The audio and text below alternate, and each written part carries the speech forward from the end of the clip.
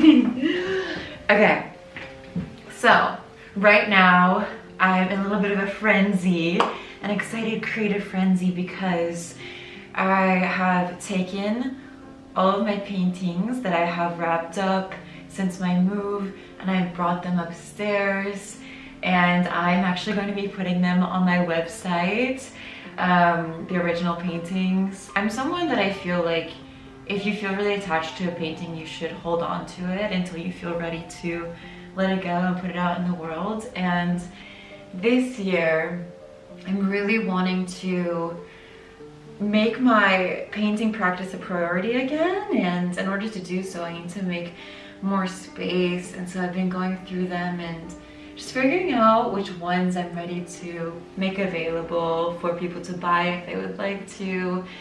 And yeah, so I've been having a really fun day going through old and new paintings. Like this one's new. This one I wanted to hold on to for a while. It's called Tears of Joy. But I have so many ideas for new paintings that I want to see it in someone else's place, you know? You know, your pieces are like your babies, you know? And it's just always so beautiful when I see them in the homes of you guys, like especially, I know there's this one work of mine that was like huge, and this lady, she drove all the way from England to pick it up, and then I got to see it in her house, and yeah, it's really special to me. So if you would like to get an original painting from me, I am listing them on my website, and I will link that down below. I'm also making it a priority to release a print every month this year with a poem on the back. Last year my priority was my journals, and I finished that project, and I'm so grateful to have finished that project. But now I want to get back into painting and making prints, and I guess I can show you some of the paintings that I've decided that I'm ready to let go of if you're interested. So this one I'm going to be listing, the Tears of Joy. And then this one, you guys might recognize, this one I'm listing, as well as this bigger one. This one as well, which I just made recently. And it says, "You'll never see me again, you fucking idiot." So if you're going through a breakup or a divorce, this one might be good for you. So there's also this one that's like a sculpture painting that says "Believe in You." For a while I was doing this like heart series, and I think I might continue it this year, but yeah. I will leave these linked below, and remember to believe in you.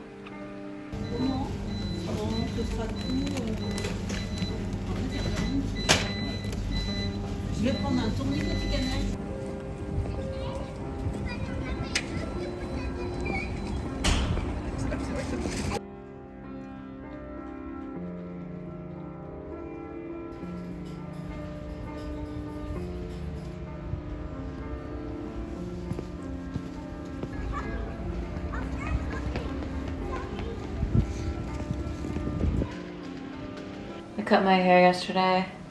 I think I did a pretty good job, but I haven't looked at the back yet, and I'm genuinely scared. Alright, let's see what the back looks like.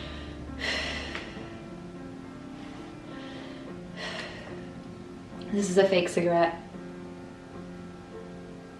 but it looks very real. I used to be a social smoker. Whenever I go out, I'd have a few ciggies. But this year, I'm stopping that, or I'm trying to. However, I don't want to lose the fantasy of smoking, the going outside and having a moment of reflection, the standing at my window and watching the Eiffel Tower sparkle. So I got these prop cigarettes off Amazon, and I went to this concert last week, and I was with a friend who doesn't smoke either, but I had these with me, and I was like, "Do you want to go outside for a fake cigarette?" And you were like, "Yeah." So we went outside, everyone's smoking outside, and we're just standing there like having a moment. But I was talking to my friend, and it's the fantasy of it. It's being a part of the romance of it and taking what's good out of it. And it's funny because a lot of people came up to me and they asked to bum one, as people do. And then I had to explain to them that it's not real, and it actually started a lot of interesting conversations, a lot of unique and interesting conversations that were even better than if it were a real cigarette and I was meeting someone. And I was thinking about that. I was quite delighted with myself, actually. And it made me think about fantasy and how everything in life is the meaning that you give to it. Everything is about the experience of something. You know, like you could come home and throw yourself a really easy dinner, or you could take the time to make a nice dinner. You could say, I'm not smoking anymore. Or you could say, okay, I'm not smoking anymore, but I still get to enjoy the theater of it, you know? And then my friend was like, oh, I'm definitely gonna get one myself, and I just gave her the extra one, and I thought that was so sweet, like going to concerts, bringing an extra fake cigarette for my friend. And it made me also think about how fantasy has been the through line of my whole life, whether it comes to my artwork or the life that I live. It's always about wanting to romanticize things and elevate the mundane. And the way that we elevate the mundane is the way that we see things. It's our vision of those things. And I think that that's the way you can really fall in love with your life, is making the small things count. Through whimsy and through fantasy, we experience the joy of life. It doesn't have to be cynical, it can be fun, you know? And that's why I love in everything I do to have a touch of theater, a touch of costume. That's why I love femininity, and I love the ritual of getting dressed in the morning, and I love being extra in certain ways and very subtle in other ways. I think that we can oftentimes confuse fantasy with frivolousness, something that we should grow out of, something that's for children, when in reality, just because you enjoy making your life dramatic and theatrical doesn't make you less of an adult, doesn't make you less of a responsible person. If anything, it makes you more responsible, because you are taking responsibility for the fun in your life, you know? Je me glisse entre la masse, danse, danse. Oubliant mon corps, touche, danse. Lâchant, transpirant, je fonce sur place. Ton regard perdu, ça je m'en fous. Good morning! It is a gray day out, but I'm on my way to Mondeuve to my music residency. I'm meeting my friend there, and we're gonna do a jam. She plays the flute. And then later in the night, we're gonna go see a performance at this new place called Fréquence that I found on Instagram, and they do like music and performances. So yeah, I will try to vlog some of it and get us out of the house a little bit. I just wanted to say this morning that I hope that whatever you're going through in life, just remember that you're not alone. That's one thing I love when I read the comments, is I just see how many of us just want to feel like we're a part of something, just want to feel like we have a friend in the world. And I think it's so beautiful, like whatever, you know, struggle you're going through, whatever you're feeling in this moment, if you need someone just to think about you, just leave a little comment and I will like it. And yeah, I'm sending you so much love. J'étais si proche avec toi.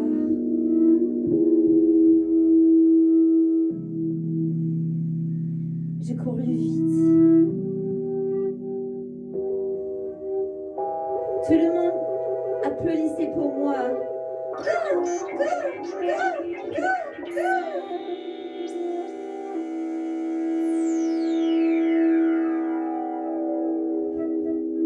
Et dans un instant, tout a changé.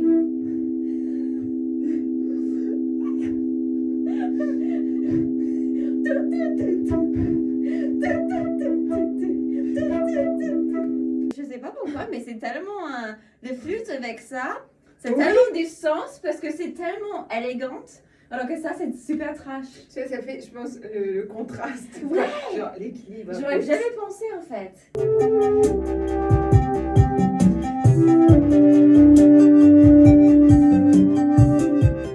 I love my nouvelle vie. I love my new life. I love my nouvelle vie. So I'm currently working on putting my new book in InDesign. I told you guys that for this book, it's a mixture of poetry and collages and stuff, but I wanted to make everything by hand and then scan it in.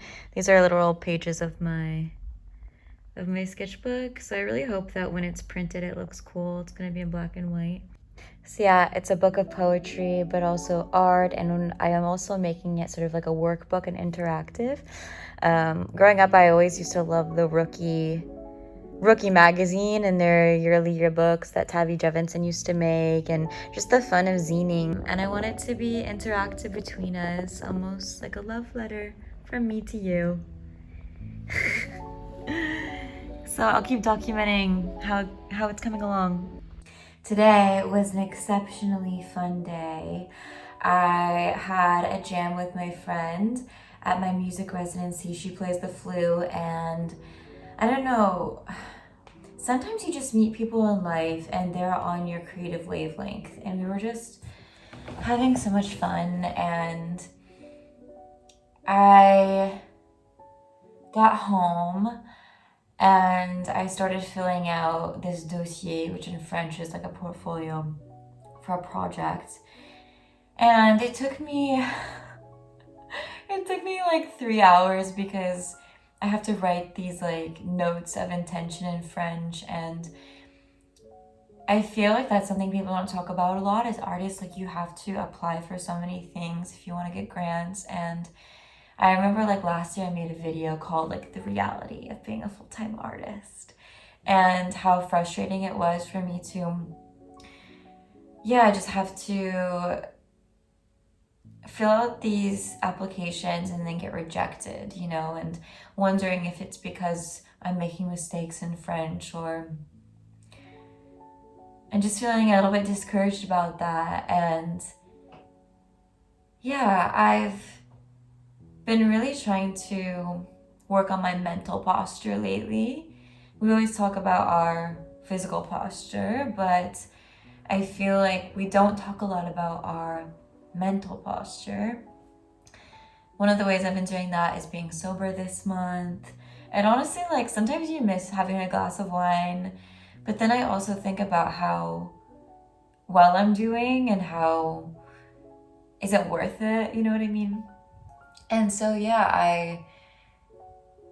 I was thinking about the fact that rejection is such a big part of life and about being a creative person, and how the more I put myself out there, the more I realize that, you know, rejection is a sort of protection. For example, today I got a rejection email for something, and I think normally I would have been like, oh man, but immediately I caught myself and I was like, oh my gosh, great, I'm so glad that I'm being rejected, because that means it wasn't aligned for me, and that means like something better is coming up. I can't wait to see the plot twist that is going to come from this rejection.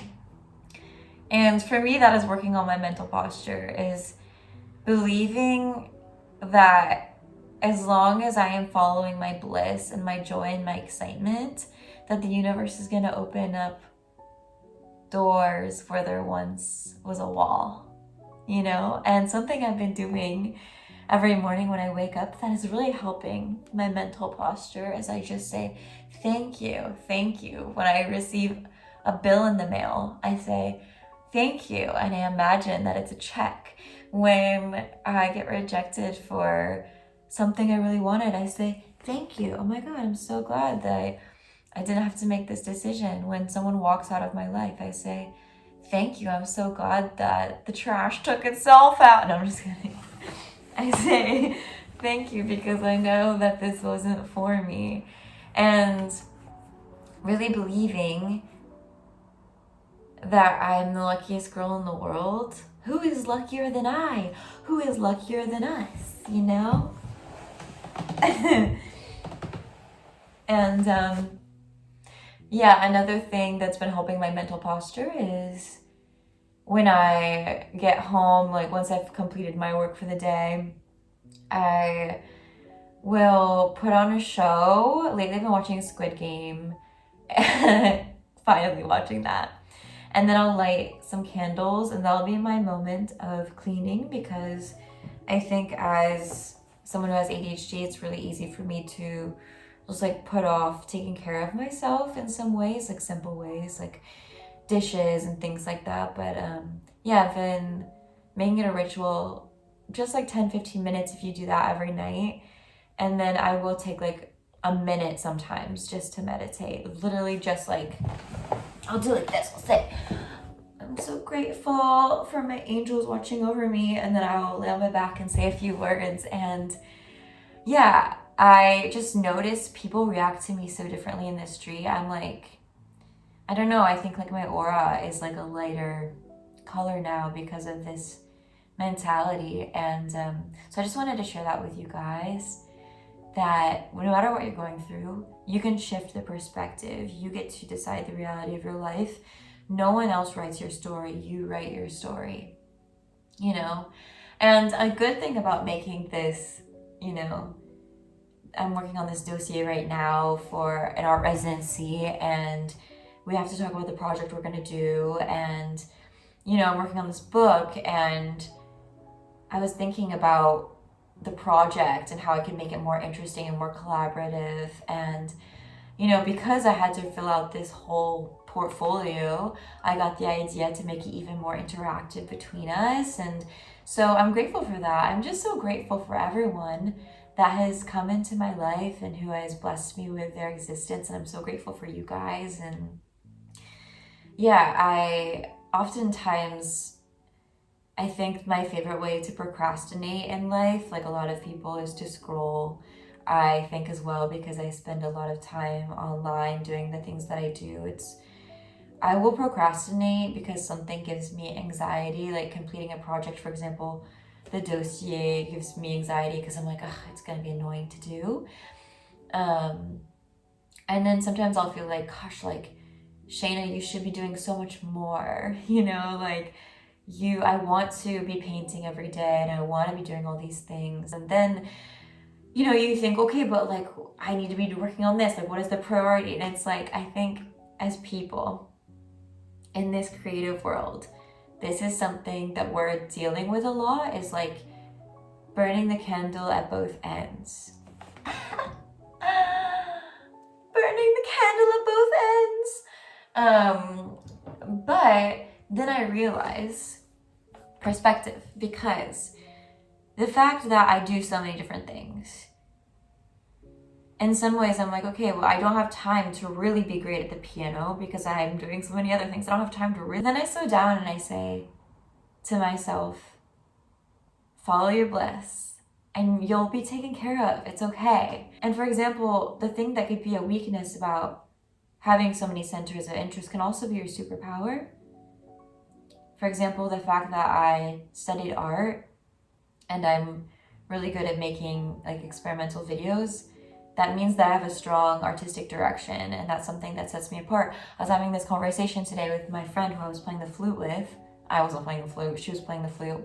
And it was so beautiful having this flute with my more like kind of punk synth and stuff. And we were talking about the fact that like she studied flute for 15 years and, you know, she wants to develop her own music project, but then she was like, well, should I be using the flute? And then we were talking about the fact that like, no, like what sets you apart is the fact that you have this like training in this very unique instrument, and why cut that part of yourself off? Like, it's all about, I think, taking what could be hindrances in a world that wants to put us in a box and reforming it. that's what's so funny about like having done social media for all these years, is realizing that a lot of times it's the way you package the video. And back to fantasy, it's the way that we create the fantasy and the lore around what we're doing. And that is an art form in and of itself. And sometimes it's difficult because it doesn't necessarily feel second nature to be like, okay, like how can I package this? Like how can I, but if you make it something fun, if you're like, okay, how can I make my differences something fun? Like how can I make this work for me? I think we should be running to love. Running to love. It's funny, when I do these meditations, sometimes I'll say, is there anything I need to hear right now? And then certain phrases will pop in my head. And one of them was that the other day is, don't be running to something because of fear, be running to something because of love. There's always that little voice in your head that's like, am I delusional? And maybe we are delusional. Maybe that's a good thing, you know, maybe. Because when I think about the times where I was really delusional, I just jumped and then that appeared. I just remember this one time in particular. It was when a relationship was ending and it was like my whole life was fucking on fire in a bad way. It was like, I literally, you know when you kind of like lose everything and so you just don't give a shit anymore? Not like you don't give a shit about your life, but you just don't give a shit about, like, you have nothing to lose and so you're like dangerous in a way, you know, like. And I remember I was journaling on my old rooftop of my old art studio, and I just had written all these wishes out and on little pieces of paper, and I was just burning them, and I just kept saying to the sky, thank you, thank you, thank you, to the sky. And I just was like, I have no idea how my life is going to go after this, but it was such a moment of total freedom, of just like letting go, you know. And I like to think back to that. And whenever I have moments of, I don't know where I'm gonna go, like, I just always remember, like, you're so taken care of no matter what. Like, as long as you're showing up with good intentions and a good heart, and whatever you're doing in your life, you're gonna be taken care of. And that is such, like, just knowing that is mental posture. Like, look how tall we're standing right now, you know, like. And I think that is the biggest achievement in life, because once you can have that, you get to be a blessing to other people. You get to move through the world and inspire other people. And so you can be like the richest person in the world and still be miserable, you know. Like, I have worked for some of the richest families, you know, when I was a nanny, and you would see how people would numb themselves out by worrying about money all the time. Then you go to a country that doesn't have a lot of money. For example, I've traveled a lot, and, you know, I've been to places where people just live so simply and they have this like feeling of bliss around them, and to me, they're the richest people. And I think that's the beauty of adversity as well, is whenever you go through times of adversity, or, you know, you feel like you're struggling in some way, it forces you to reconnect to yourself, because you're not just like sailing on your laurels, you know. Like, that is the beauty of struggle in life and why humans need struggle, because it forces you to come back to yourself. You know, if everything was smooth all the time, if there weren't the rejections, if there weren't the moments of turmoil, then the highs wouldn't feel so high. You know what I mean? Like, if you hadn't met all those people that didn't see you in your life, the people that didn't hold space for you, when you meet the people that do, it's not gonna feel like your birthday. Like, it's not gonna feel like the most beautiful celebration ever. Because you wouldn't have known anything else. You know what I mean? And so I'm really grateful for all the obstacles in my life. Like, I'm really grateful for every time that I've felt a little bit of like, oh shit, what's gonna happen next? And if you're feeling lost right now, what a blessing. Why did that come out with like such a weird accent? What a blessing. You know, you can count yourself lucky to feel lost, because that means you get to discover unexpected things. You know, if everything is great in your life all the time, we're not going to change, we're not going to grow. And so wake up every day and just say thank you. I feel like gratitude is the best way to bring in